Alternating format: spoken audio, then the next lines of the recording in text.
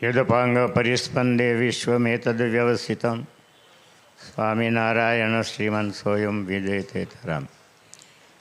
इष्टदेव भगवान श्री गोपीनाथ जी महाराज, हरिकृष्ण महाराज, पुरुषोत्तम नारायण श्री सहजानंद स्वामी, ब्रह्मनिष्ठ संतो, वाला सत्संगी बंधुओं, पहला तो एक बात है कि अत्यार सुधी जे सांभळ्युं ने एमांथी शुं बोलवुं शुं करवुं વાત સાચી છે।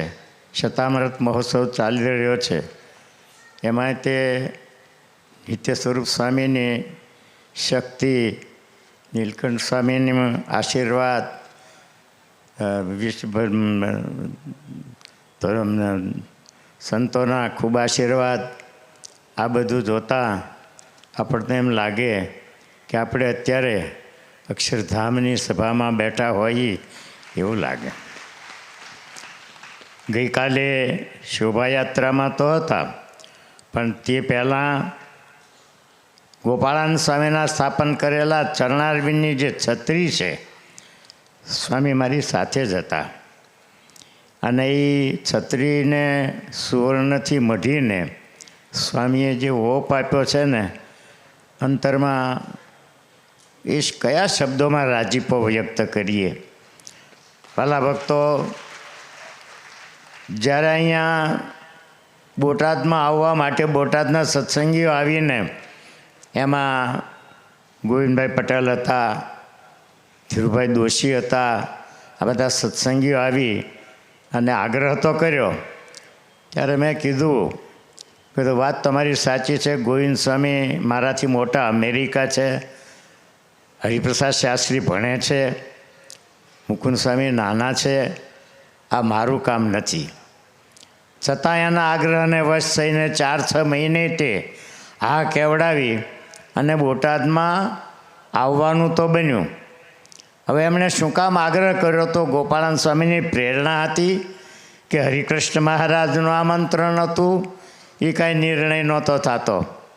છેલ્લે એકાદ વર્ષ પછી એમણે મિટિંગમાં જ્યારે વાત મૂકી અને શિખરબંધ મંદિરની વાત કરી, ત્યારે અંતરમાં એક ઈચ્છા જરૂર થઈ કે ગોપાળાનંદ સ્વામીના સ્થાપન કરેલા ચરણારવિંદ મહાપ્રતાપી દેવ છે, હરિકૃષ્ણ મહારાજ એ પણ પ્રતાપી દેવ છે। છતાં કમિટીમાં જ્યારે વાત કરીને ત્યારે મને પૂછ્યું કે સ્વામી, આપણે અહીં શિખરબંધ મંદિર કરવાની વાત થાય છે। ત્યારે મેં મુદત માગી। સ્વામી, મેં મુદત એટલા માટે માગી કે હું પહેલાં તો વિચારી લઉં કે મારા 2 સંતો નાના છે, ગોવિંદ સ્વામી હાજર નથી, એ તો બધું પતી જાય, બોલાવી લઈ। પણ મુદત એટલા માટે માગી કે આ જે અત્યારે આપણે શતામૃત મહોત્સવ ચલાવી રહ્યા છીએ એના તરફ ગોપાળાનંદ સ્વામીના નામે મને એમાં બહુ શ્રદ્ધા। બોટાદ આવ્યા પહેલાં પણ ભંડારી સ્વામી અહીં હતા, મારો કથાનો વારો હતો અને ત્યારે ભંડારી સ્વામી એની મહાપૂજા કરતા એ પણ મને યાદ છે। અને ત્યારે મેં પણ ચરણારવિંદની માનતાનો લાભ લીધેલો, એટલે મહાપૂજા કરીને, માનસી પૂજા કરીને આ ગોપાળાનંદ સ્વામીના ચરણારવિંદની આગળ આંખો મીચીને ઊભા પ્રાર્થના કરી કે સ્વામી, હરિભક્તોનો આગ્રહ છે, આપણું કદ નાનું છે તો શું કરવું? અને ગોપાળાનંદ સ્વામીની પ્રેરણાથી એ ચરણારવિંદમાંથી જે મને ભાવ મળ્યો છે અને ગોપાળાનંદ સ્વામી જાણે હામાં બોલતા હોય એવો મને જે ભાસ થયો છે, એટલે મનમાં નક્કી કર્યું કે આ કામ કરવાનું છે ગોપાળાનંદ સ્વામીને અને હરિકૃષ્ણ મહારાજને કરવાનું છે। બીજી મિટિંગમાં મેં હરિભક્તોને કહ્યું કે મંદિર કરવું હોય તો બરાબર છે, સ્વીકારી લઈ, પણ એમાં હરિભક્તોના ઉતારા પહેલાં બાંધવા જોઈએ। હરિભક્તોને રાજી રાખીને તમે કોઈ પણ કામ કરી શકો છો। મને ગોપાળાનંદ સ્વામી, હરિકૃષ્ણ મહારાજ, ગોપીનાથજી મહારાજ એણે પ્રેરણા કરી છે। દર્શન દીધા છે એમ તો ન જ કહેવાય, એણે મને પ્રેરણા કરી છે। હું સ્વીકારું છું, પણ પહેલાં હરિભક્તોના ઉતારા બાંધો. અત્યારે આ બધો માહોલ જોઈને તો મારા મનમાં એમ થાય કે આપણે એક મંદિર કરવામાં ઘણી મૂંઝવણ, ઘણી પ્રાર્થનાઓ, ઘણી વિટમણાઓ, બધું ઘણું સહન કર્યું છે. નિત્ય સ્વરૂપ સ્વામીની શક્તિને પરાણે એટલા માટે બિરદાવવું પડે. આ માહોલ તો ઠીક છે, આ માહોલ તો ઊભો થયો. એના પહેલાં મહુવાના મંદિર પ્રતિષ્ઠામાં પણ હું સ્વામીની સાથે હતો અને એ બધું જે મને બતાવ્યું. ભાવનગરમાં સ્વામી નહોતા પણ છતાં મેં ત્યાં ચક્કર માર્યું. એ જે કામ ચાલુ છે, બોટાદનું કામ, વિદ્યા મંદિરનું, વિદ્યાનગરનું કામ, આ બધું જોયું. ક્યાંક સ્વામી હારે હોય, ક્યાંક ન હોય. સ્વામીની શક્તિ માટે હું વાત કરું છું. ગુજરાતમાં તો શક્તિશાળી સાધુ ગમે તે કરી શકે. ગુજરાત બહાર ઓરિસ્સા જેવા નાર્ય પ્રદેશમાં અને એવડું મોટું મંદિર, અને એ જે કરે બીજો કોણ કરે? ગોપાળાનંદ સ્વામી જેવા સંતનો આશીર્વાદ હોય, પણ નિત્ય સ્વરૂપ સ્વામીની શક્તિને આ બોટાદના માહોલ કરતાં એ શક્તિને વધારવી જોઈએ કે સ્વામીએ જગન્નાથપુરીમાં આવું રૂપાળું મંદિર. માથું દુખતું હોય ને તો ત્યાં સાધુની કોઈ ખબર કાઢવા પણ ન આવે, ન હોય ખબર કાઢનારો. એવે ઠેકાણે આવું મંદિર કરીને હજારોની સંખ્યામાં ઉત્સવ સમયમાં જ્યારે સાંભળી જોઈ ત્યારે આપણને એમ થાય કે ના, મહારાજ ગોપાળાનંદ સ્વામી, ગોપીનાથજી મહારાજ, રાધારમણ દેવ, આ બધા આપણા પૂજ્ય દેવો, ઈષ્ટ સ્વરૂપો, એ બધા સાથે છે ચોક્કસ. એમાં નિત્ય સ્વરૂપ સ્વામી જેવાનું પાત્ર પણ જોઈ. એક મંદિર બાંધ્યું ને, સ્વામીએ વાત કરી એમ ઘણી વિટમણાઓ હતી, પણ બોટાદના સત્સંગીઓ, બોટાદના ઈષ્ટદેવ ઉપાસ્યદેવ હરિકૃષ્ણ મહારાજ અને સાળંગપુરાસી દાદા, અને અત્યારે શતામૃત જે આપણે ઉજવી રહ્યા છીએ એ ચરણારવિંદ, આ બધાનો પ્રભાવ અહીંયા બોટાદ આવ્યા પછી જે દેખાણો એ જુદો હતો.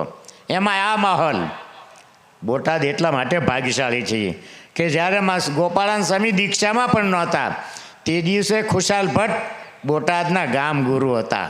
અને ખુશાલ ભટ્ટે જ્યારે મહારાજને દીક્ષા આપવાનું કીધું ને, ત્યારે કીધું પહેલાં તો કે તમે બોટાદનું કામ, સત્સંગ પ્રચારનું, ત્યાર પછી ધંધુકાથી અમદાવાદ સુધીનો વૈષ્ણવ સમાજને સમજાવવાનું કામ, પછી વડોદરા વિદ્વાન નગરી, એ વિદ્વાનોને પણ અમારી ઓળખાણ કરાવો, પછી તમને દીક્ષા આપશું. ગોપાળાનંદ સ્વામીને દીક્ષા આપતા ભલે વાર લાગી, પણ સ્વામીએ મહારાજે સોંપેલું કામ સફળતાપૂર્વક પાર પાડ્યું છે. અને એ ખુશાલ ભટ્ટ પણ આપણા ગુરુ, એના ગોપાળાનંદ સ્વામી એ પણ બોટાદના ગામગુરુ કહેવાય. એના કરતાં આગળ ચાલીએ તો દાદા ખાચર જેવા મહામુક્તાત્મા, એનો જન્મ પણ બોટાદમાં હોય. આવા એમાં તે નીલકંઠ સ્વામીએ બોટાદના 2 નાગરિકો, સંતો, હરિભક્તો, એનો જે ઇતિહાસ કીધો એ સાંભળ્યા પછી તો અત્યારે બેઠા બેઠા આપણા રૂવાડા બેઠા થતા હતા કે બોટાદ એટલે શું છે. ખરેખર ગોપીનાથજીને કૃપાપાત્ર ગામ બોટાદ, અને એમાંય તે અમને તો અહીંયા સેવા કરવાનો મોકો મળ્યો. હરિકૃષ્ણ મહારાજ આપણા ઉપર ખૂબ રાજી છે, પણ તમે બધા ભાગ્યશાળી એટલા માટે છો કે જે સંત ગમે તે કરી શકે ગોપાળાનંદ સ્વામી અને હરિકૃષ્ણ મહારાજની કૃપાથી, એ સંત આપણા ભાગમાં આવ્યા. બોટાદમાં પહેલાં સંતો મારા પહેલાં પણ જે આવ્યા એને નાના મોટા કામ અને સેવા તો કરી છે.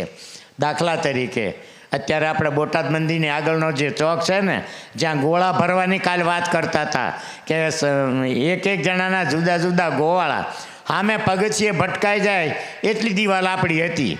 એટલે પછી ભંડારી સ્વામીના કહેવાથી આગળ જે જગ્યા અત્યારે દેખાય છે ને, એ ભંડારી સ્વામી એટલે માધવ સ્વામીના દાદા ગુરુ, એના કહેવાથી બાબુ કાનજી, નાગજી કાનજી આપણા ખોપાળાના, એણે જમીન મંદિરને લઈ દીધી. ત્યાર પછી ત્યાં ઉતારા બંધાણા. આવું સેવા તો નાના મોટા બધા સંતો કરતા જ આવ્યા છે. છતાં 6-12 મહિનાની શરતે અહીંયા આવવાનું બને, 17 વર્ષ સુધી અહીંયા પાછું રહેવાનું બને, અને આપણા હાથે આવું સરસ મંદિર નિર્માણ થાય, આપણું સદભાગ્ય. ગોપાળાનંદ સ્વામીને આપણા ઉપર કૃપા. અને આજે પાછો માહોલની પાછળ જે આ ભાવપૂજન કે એ બધું તો મને છેલ્લે હમણાં ખબર પડી. આનાથી આવા સંતો આપણા ઉપર રાજી થાય. આ મંદિર નિર્માણ તો બરાબર છે, આના કરતાં સારા સારા મંદિરો સ્વામી અત્યારે કરે છે, કામ ચાલુ છે, પણ છતાં આપણો થાક ઉતરે એવું કામ ગોપાળાનંદ સ્વામી અને હરિકૃષ્ણ મહારાજ સ્વામીને પ્રેરણા કરીને જો આપણું સ્વાગત કરતા હોય તો મને એમ લાગે છે કે આ ગોપાળાનંદ સ્વામીની જ પૂજા હોય. ગોપાળાનંદ સ્વામીનો આશીર્વાદ તો ઠીક, પણ ગોપાળાનંદ સ્વામીની પૂજા કરતા હોય, ભાવ ભોજન કરતા હોય એવું આપણને લાગે. અને હરિકૃષ્ણ મહારાજને વચ્ચે સ્થાપન કરવા માટે તે વખતના આચાર્ય મહારાજનો પણ આગ્રહ કરો. ત્યારે મેં એમને કહેલું એક બાપજી, બોટાદનો સત્સંગ સમાજ હરિકૃષ્ણ મહારાજને પધરાવ્યા પછી સુખી થયો છે, એટલે વચ્ચેના સિંહાસનમાં તો હરિકૃષ્ણ મહારાજ જ હું પધરાવવાનો છું. જે કાંઈ વાત થવાની હતી એ તો થઈ, પણ બોટાદમાં હરિકૃષ્ણ મહારાજ નવા મંદિરમાં શિખરબન મંદિરમાં પધરાવ્યા પછી મને અભિનંદને ઘણા મળ્યા. પરોક્ષ એટલે કે અક્ષર પુરુષોત્તમના મને પણ અભિનંદન મળ્યા. પણ ત્યાર પછી સ્વામીએ એનો નિર્ણય લીધો છે. સરદારમાં પણ વચ્ચે હરિકૃષ્ણ મહારાજ, અમે બધા 2 વર્ષ પહેલાં આફ્રિકા સાથે હતા, નાયરોબીમાં સ્વામી વક્તા હતા અને મારો બરાબર બર્થડે હતો અને તે દિવસે પણ આવું જ બનેલું કે હરિકૃષ્ણ મહારાજ નાયરોબી લક્ષ્મણદેવના મંદિરમાં સ્વામીએ વચ્ચે પધરાવ્યા છે. ત્યાર પછી મહુવામાં પણ સ્વામીએ હરિકૃષ્ણ મહારાજનું સ્થાપન વચ્ચે જ રાખ્યું છે. એટલે આપણે જે સ્વરૂપની ઉપાસના કહીએ છીએ, જે સ્વરૂપની સેવા કરીએ છીએ, ગોપાળાનંદ સ્વામી આપણી સાથે છે. અમને અત્યારે એ જે જમાનામાં થાક લાગેલો ને એ આજે સમજાય છે, એ થાક ઉતરે છે. અને સ્વામીને બોટાદ જેવા સાધુ આપણને મળ્યા ને એ બદલ સ્વામીને પણ હું વંદન કરું છું. અને બોટાદનું નાનું મોટું કોઈ પણ કામ કરતા હોય, ચરણારવિંદના અનુભવ તો મને પણ ત્યાર પછી ઘણા થયા. અત્યારે એ કથા કરવાની જરૂર નથી, પણ એટલી વાત ચોક્કસ છે કે બોટાદ ધામનું કોઈ પણ નાનું મોટું સેવા કે કામ કરતા હોય તો એમાં આપણો અપાર રાજીપો હોય ને હોય. એનું કારણ એક જ, આપણે ગોપાળાનંદ સ્વામીના પરિવારમાં છીએ. ગોપાળાનંદ સ્વામી આપણા ગામગુરુ છે અને એ ધામની જો કોઈ નાની મોટી સેવા કરતા હોય તો સ્વામી આવડી મોટી સેવા કરતા હોય. સ્વામીનું એ બધો છાત્રાલયનું ઉદ્ઘાટન, હરિભક્તોનું ઉદ્ઘાટન, ઉતારાનું ઉદ્ઘાટન એ વખતે પણ આચાર્ય મહારાજની સાથે સ્વામીની સાથે હું પણ હતો. પણ જોઈને આપણને હરખ થાય, થાક ઉતરે જૂનો. સ્વામીએ કીધું એમ આ એક સોમપુરાથી પૂરું નથી થયું, 3 સોમપુરા બદલવા પડ્યા. એ કેટલી મુશ્કેલી છે, પણ એમાં ગોપાળાનંદ સ્વામીની પ્રેરણા જ માત્ર હતી. હવે જ્યારે હરિકૃષ્ણ મહારાજની ફેરવવાનું સ્વરૂપ જ્યારે નક્કી થયું ત્યારે મેં પહેલાં તો ગોપાળાનંદ સ્વામીના ચરણારવિંદ આગળ એક નાના બાળકને બોલાવીને ચિઠ્ઠી નાખી કે સ્વામી હું શું કરું. એટલે ગોપાળાનંદ સ્વામીએ જાણે હસીને કહેતા હોય કે તમે જે કરો છો એ નિર્ણય બરાબર છે. હરિકૃષ્ણ મહારાજનું સ્વરૂપ વચ્ચેના સ્વરૂપમાં વચ્ચેના દેરામાં જ પધરાવો, એમાં અમે પણ રાજી છીએ. તો ગોપાળાનંદ સ્વામી રાજી હોય, હરિકૃષ્ણ મહારાજ એમાં ત્યાં પધારવામાં રાજી હોય. અને આવા સંતો આવો સરસ ઉત્સવ કરતા હોય. સૌથી પહેલાં તો એક વાત હું કરી લઉં કે 150 વર્ષ સ્વામી મારે ઉજવવાના હતા. મેં તૈયારી, આ સહેલું નથી મારે કહેવું છે. 150 વર્ષ ઉજવવા માટે મેં આ મહેનત કરી હતી, મંદિરનું કામ ચાલુ હતું, ત્યારે મોટો ઉત્સવ કરવો એવો નિર્ણય કર્યો હતો. બોટાદના કોઈ સત્સંગીને સ્વામી મેં ખબર ન પડવા દીધી કે આ નિર્ણય કેમ પડતો મૂકવો પડ્યો. પણ ઘણું અઘરું લાગ્યું હતું અને તે દિવસે મારી ઈચ્છા હોવા છતાં 150 વર્ષ હું નહોતો ઉજવી શક્યો. આ 250 વર્ષ આનું ફળ પાકીને તૈયાર થયું. સ્વામીને એનો યશ મળવાનો છે. આપણા ભાગમાં દર્શન લખ્યા છે. સ્વામીને પણ ધન્યવાદ આપું છું. એના મંડળને મેં સ્વામીને એકવાર કહ્યું હતું, મેં કે સ્વામી મહારાજે 500 પરમહંસને દીક્ષા આપ્યા પછી એક સાથે 55ને દીક્ષા આપનાર હોય તો બીજા નંબરમાં કદાચ તમે હો. આ સાધુતા સહેલી નથી. અને એવા સાધુના મંડળો, પહેલાં એક સ્વામીએ કહ્યું ભણેલા છોકરાઓ જુવાન થઈને તૈયાર થાય, એને નાની મોટી નોકરીઓ, એન્જિનિયર થાય, ડૉક્ટર થાય, એવા બધા ભણેલા ગણેલા છે. આ કે નકર રોટલી તાણે એવા નથી, માળા ફેરવે એવા જ નથી. આ બધા ઉદ્યોગો ચલાવે એવા સંતોને આ સ્વામીએ વડતાલમાં દીક્ષા અપાવી રાકેશ પ્રસાદજી મહારાજના હસ્તક. ત્યારે આપણને આ સાધુની શક્તિની ખબર પડે. છેલ્લી વાત એક જ કહું, જે બોટાદમાં મંદિર થતાં વાર લાગતી તેનું કારણ ખેંચી હતી, કુસંપ હતો. અને આપણી હોશિયારી એટલી જ હતી કે એ બધાને ભેગા એકતામાં કર્યા અને બધાને ભેગા બેસાડી અને આ વાત કરી કે જો આ જ કરવું હોય તો પહેલાં તમે એક બનો. અત્યારે મારે તમને એટલા માટે આ વાત કરવી પડે છે કે કાંઈ પણ આપણા મનની અંદર ઓલોની સંકોચ હોય તો એ બધું આપણા મનના સંકોચને પડતા મૂકી આ સંતની આજ્ઞામાં રહી આવો સરસ વિકાસ કરતા હોય અને એક થઈને બધા સ્વામીને સાથે રહેજો, સ્વામીના ટેકામાં રહેજો, સ્વામીનો આશીર્વાદ મળે એવા મહાન સંત છે. એને હું પણ બિરદાવું છું, તમે પણ બધા સ્વીકારજો. એ સિવાય ખરેખર બોટાદ આપણું ધામ એ પરમધામ બનવાનું છે એ જાણી મને ખૂબ આનંદ થાય છે.